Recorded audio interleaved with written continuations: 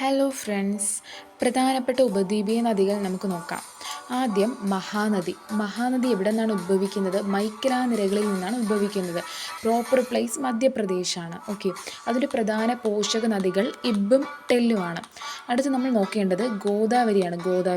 ഗോദാവരി പശ്ചിമഘട്ടത്തിൽ നിന്നാണ് ഉദ്ഭവിക്കുന്നത്. പ്രോപ്പർ പ്ലേസ് മഹാരാഷ്ട്രയിലെ നാസിക് ജില്ലയാണ്.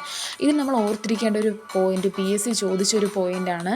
ഉപദ്വീപീയ നദികളിൽ ലോങ്ങസ്റ്റ് ഏതാണെന്ന്. അതിൻ്റെ ആൻസർ ഗോദാവരിയാണ്. കാരണം ലെങ്ത് 1465 കിലോമീറ്റർ ഉണ്ട്. പ്രധാനപ്പെട്ട പോഷക നദികൾ ഇന്ദ്രാവതി, ശബരി.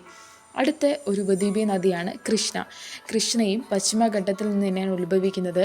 മഹാരാഷ്ട്രയിലെ മഹാബലേശ്വർ കുന്നുകളിൽ നിന്നാണ് ഉത്ഭവിക്കുന്നത്.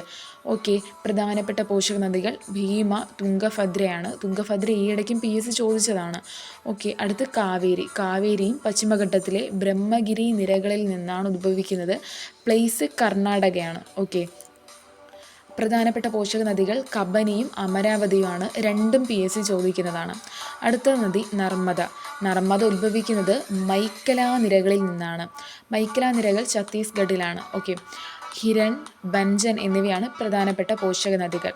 അടുത്തത് താപ്തി നദിയാണ്. താപ്തി നദിയുടെ പ്രത്യേകത മുന്തായ് പീഠഭൂമിയിൽ നിന്നാണ് ഉദ്ഭവിക്കുന്നത്. മധ്യപ്രദേശിലെ ബൈദുൽ ജില്ലയിലാണ് ഈ മുന്തായ് പീഠഭൂമി കാണപ്പെടുന്നത്.